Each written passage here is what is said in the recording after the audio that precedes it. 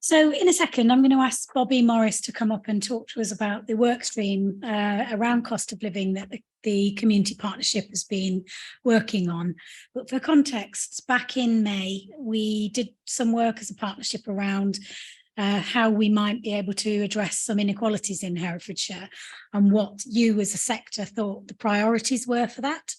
And as a result, we've set up 4 work streams that you've all had the option to join, whichever is of interest to you.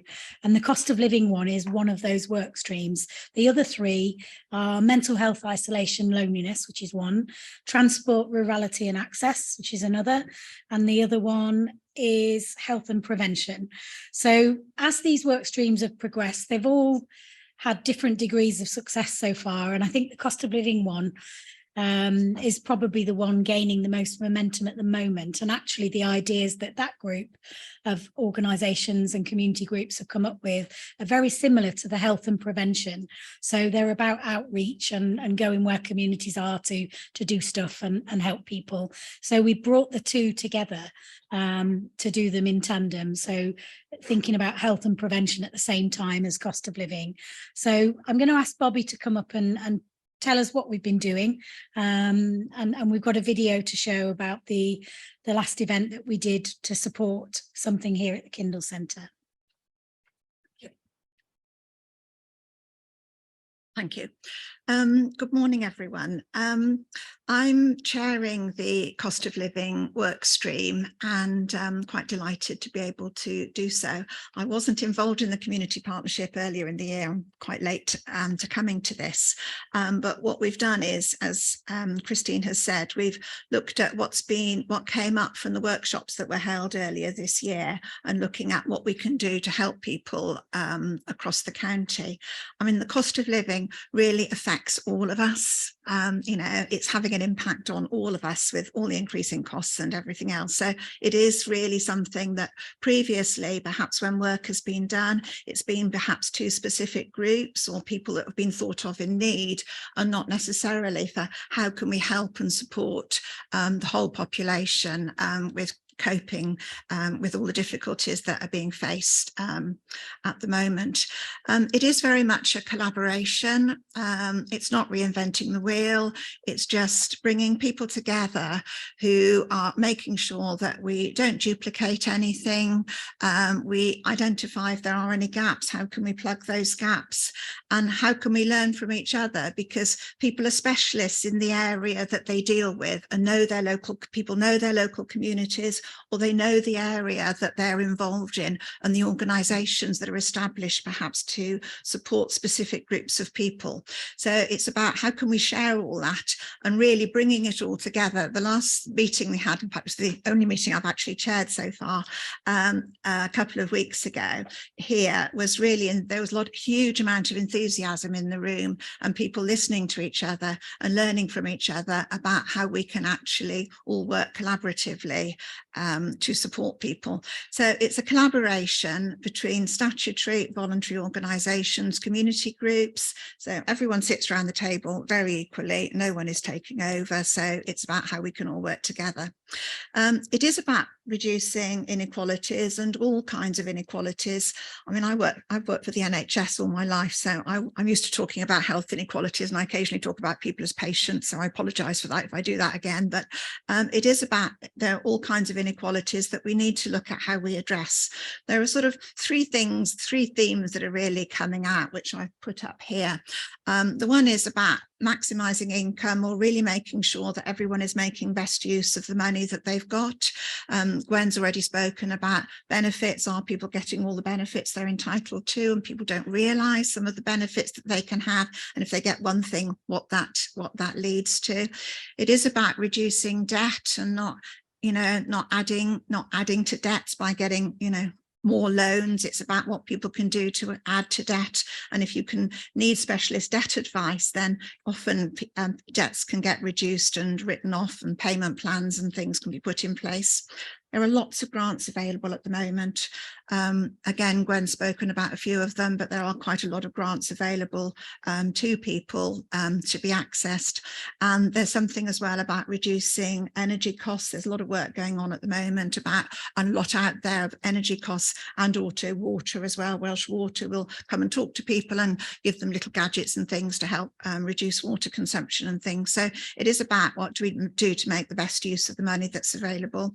Employment's a really big issue. How do we support people to return to work, and very importantly remain in the workplace if people haven't worked for a while, how they get supported to do that. And I know we've got to talk about that, shortly.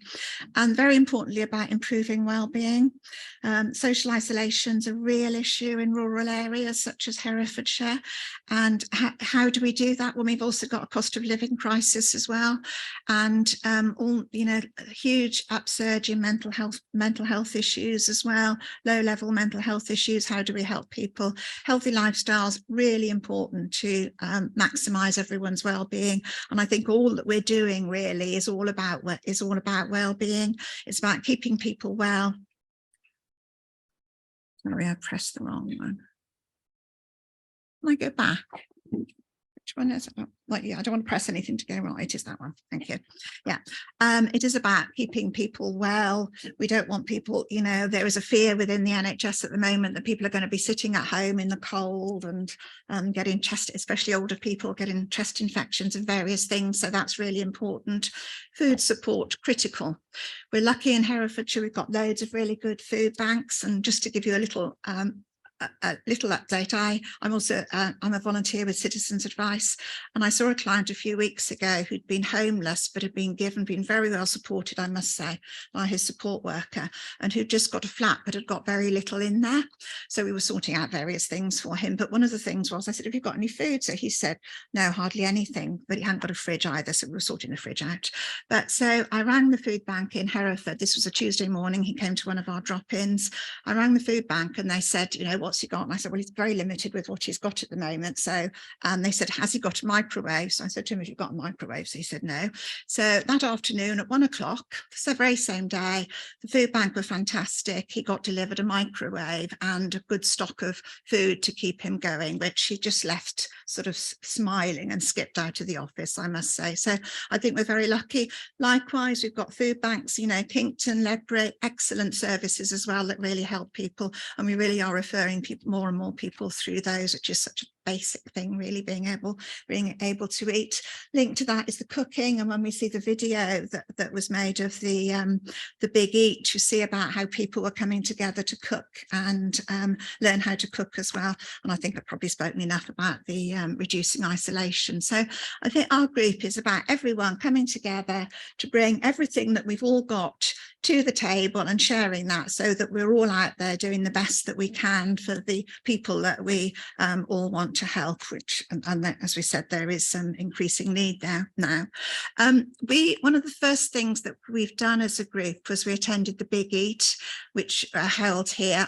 I can't remember how often they are now. It's every sort of 6-8 weeks, I think they're held. And it's a community event, and people arrive about 10 o'clock in the morning. I came not knowing what to expect of it. And you're just given an apron and told to start chopping apples with whoever comes along. And you start chopping up apples and things. But it's about what happens there is everyone comes along. You've got older people, you've got young families. There were people there apparently from the Women's Refuge, homeless people, people with learning disabilities, a whole range of people all came in this room together, all sat and chatted. Everyone's, as I said, everyone's given an apron, and they all start doing things and chatting things, and they cook lunch, all contribute to this. There's a huge amount of skills going on in that room at the moment. People are talking to each other, they're socializing, they're answering questions about themselves, they're chatting. So thinking about that, they're learning how to chop, just basic things like using a knife and chop apples, learning how to cook. There's all kinds of things, and then enjoying that sort of community spirit, really, of everyone sitting around the tables, eating together and enjoying what was actually, quite delicious food, really. And then they all go home with the recipes. There were loads of apples left over. We made apple crumble, so they were all taking bags of apples and some of this food left over. Really was quite an amazing experience. So I've probably spoken too much about that, but a video was made of that. So that was the first event that that we've held. So can we show the video now? Is that okay? Yeah, so the Kindle Centre and Growing Local produce the Big Eat. And I believe it's funded by Community Foundation at the moment. So this year's events have been funded by Herefordshire Community Foundation. And what the cost of living workstream are doing is saying, well, we're not going to reinvent the wheel, but let's go and support those events in communities and take all those expertise, as Bobby has described, to those events. So, and we want to grow that approach, and the workstream is looking at, well, how can we do things like that elsewhere in the county? What support and enabling work could we as a group provide to make similar things happen elsewhere where there's a need? We're looking at how we might work with general practice to provide health checks and COVID vaccines at the same time. So going to where people are, the Big Eat really was an event where, you've got a range of people from communities that might not normally access health checks in the kind of volume we would like. So straight away, there's an opportunity there to reduce inequalities. So that's what we're trying to do as a work stream. We welcome anybody on board to get involved in that, because we're looking at how we next do more of this out in other areas in the market towns. So I'll stop waffling and we'll play the video.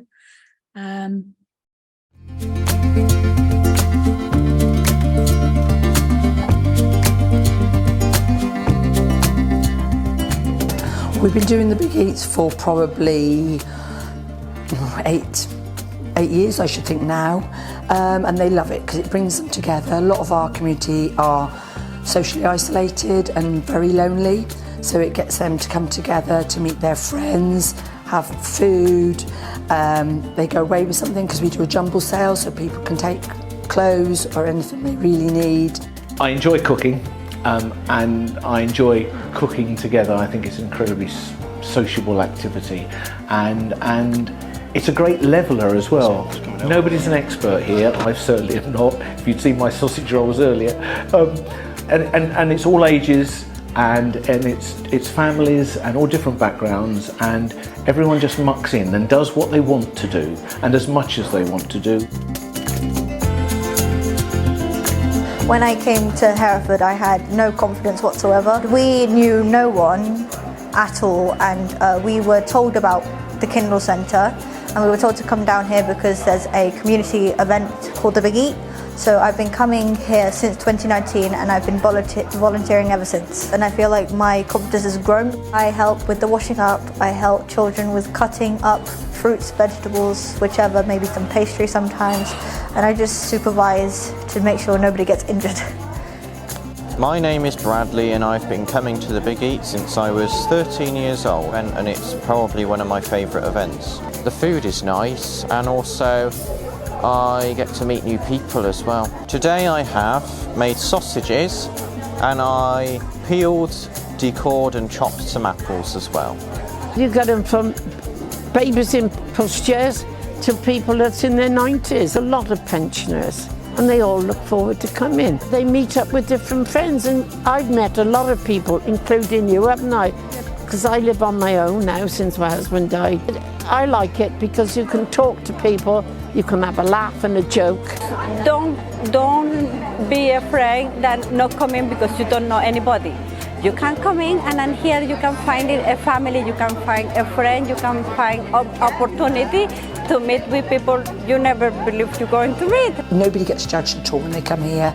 Anybody come in. We have people from the refuge that come in, we have homeless people coming in, and then we sometimes have MPs and local politicians, but that's great. Everybody shares together, works together, washes up together, and it's just a really nice community event. This is what communities are all about.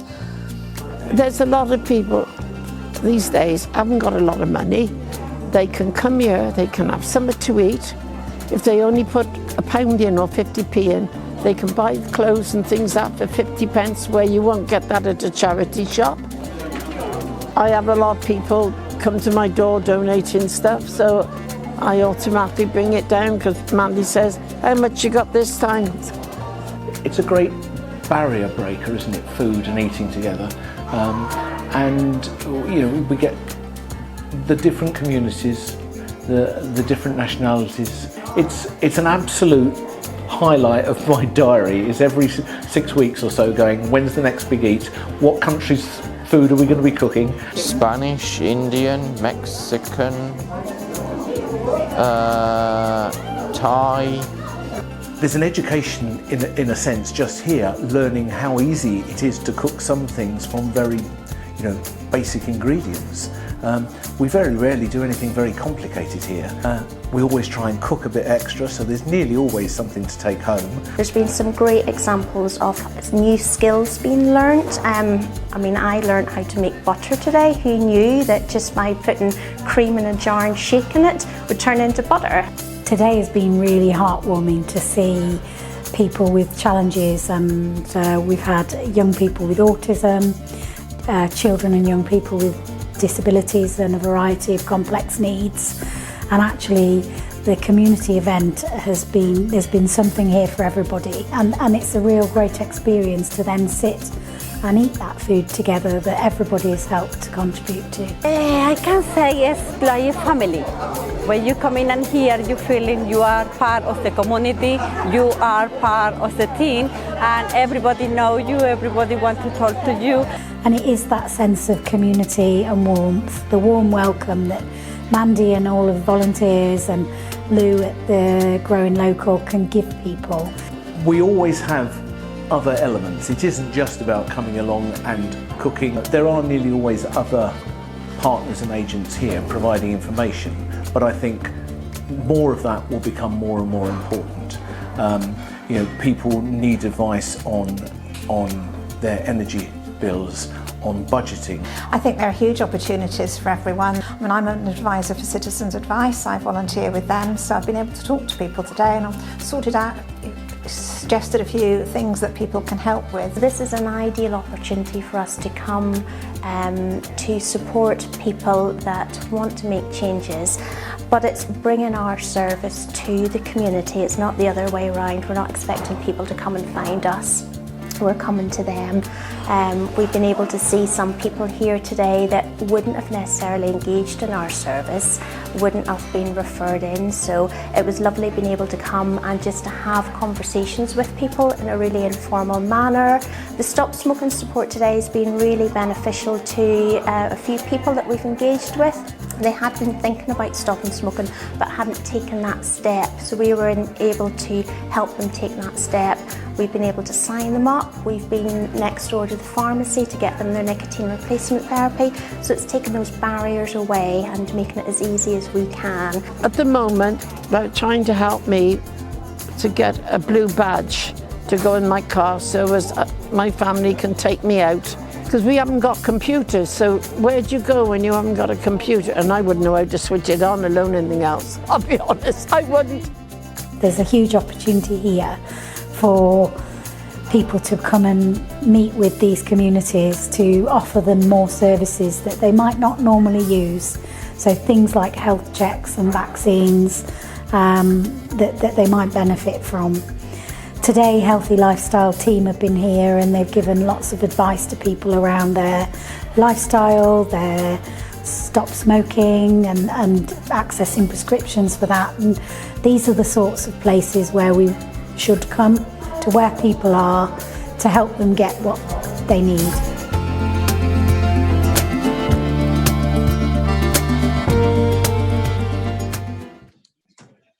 Okay, I always like watching that. It was a really great event.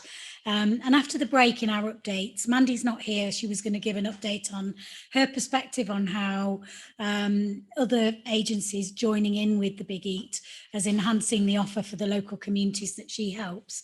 But what I will do is I'll share information with you about the next Big Eat, which is in a week or two's time. So we'll have information on that after the break.